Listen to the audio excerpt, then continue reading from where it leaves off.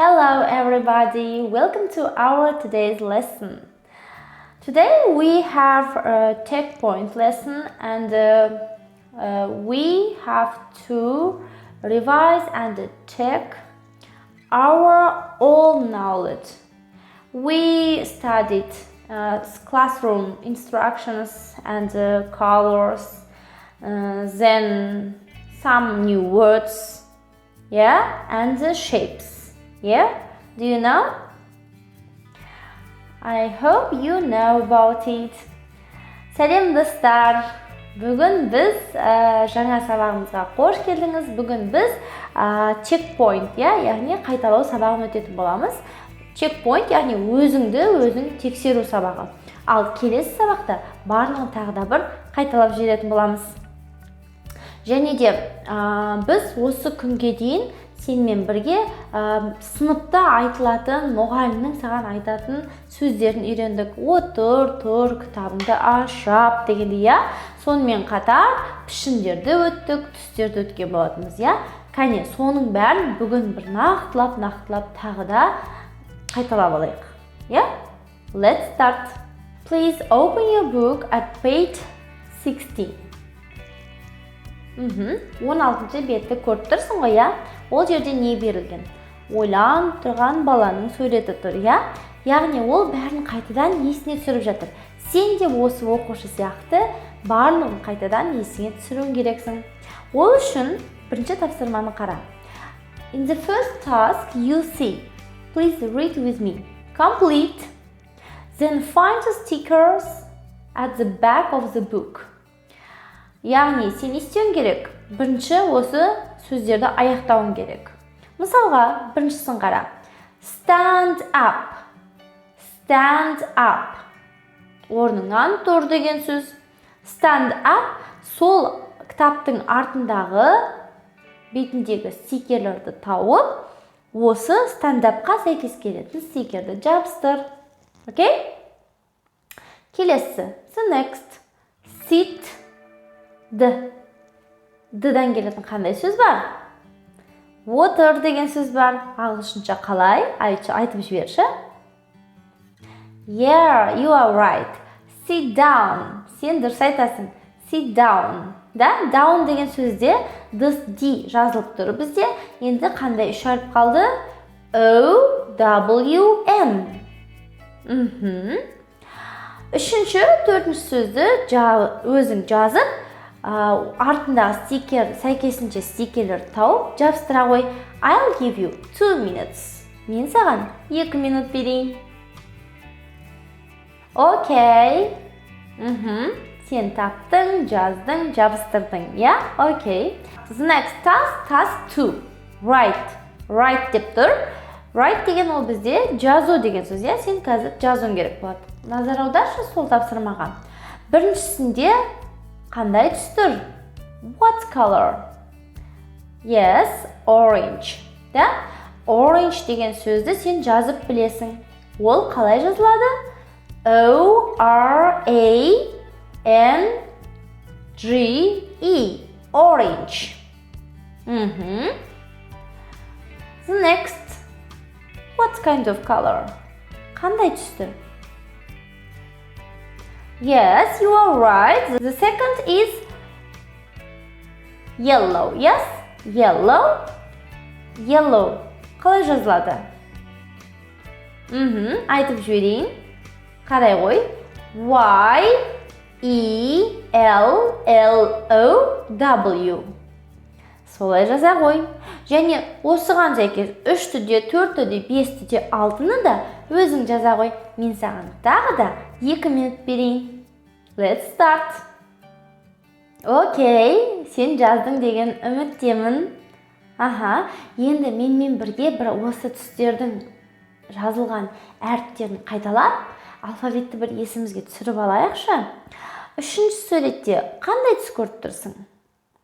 Қандай түсті жаздың сен? Yes, blue. Кәне, blue деген сөзді қалай жаздың? Бірге тексерейікші. B-L-U-E.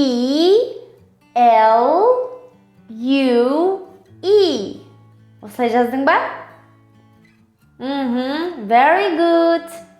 Next color. What kind of color? What color? Yeah, it's red. Only 3 letters. Тек қана 3 әріп. Yeah? Қандай әріптер? How do you spell it? Yes. R-E-D. Осы үш әріппен жаздың ба сен? Жарайсың, керемет. The next color. Green. Қалай жазылады? G-R-E-E-N. Green. Very good. And the last color is, it's a favorite color of girls. Yes, it's pink. P-I-N-K. Good job. Жарайсың, керемет жаздың. Міне, бізде қайталау болып жатыр. Және бүгін қайталау барысында сен өз-өзіңді тексеріп жатырсың. Және сабақтың соңында өз-өзіңді бағалайтын боласың. The next page. Келесі бетін қарашы кітабыңның. 17-ші бетті ашсаң, онда астындағы тапсырмаға қара. 4-ші тапсырмаға. О жерде мені тыңда, бірінші listen, point and repeat. Одан кейін қайталауың керек. Then read. Одан кейін оқы. Біріншісінде the first. B-L. Осы екі әріп қосылған кезде бл деген дыбыс шығады, я? Сонда біз қара деген түсті. Бүгін тағы да бір жаңа түс үйренбекшіміз. Қара деген түсті. Black. Бл. Я? Black.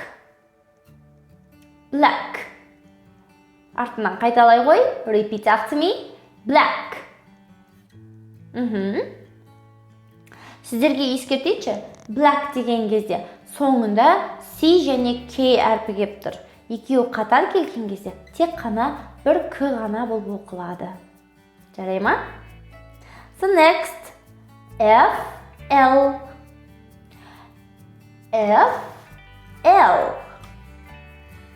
Full. Да?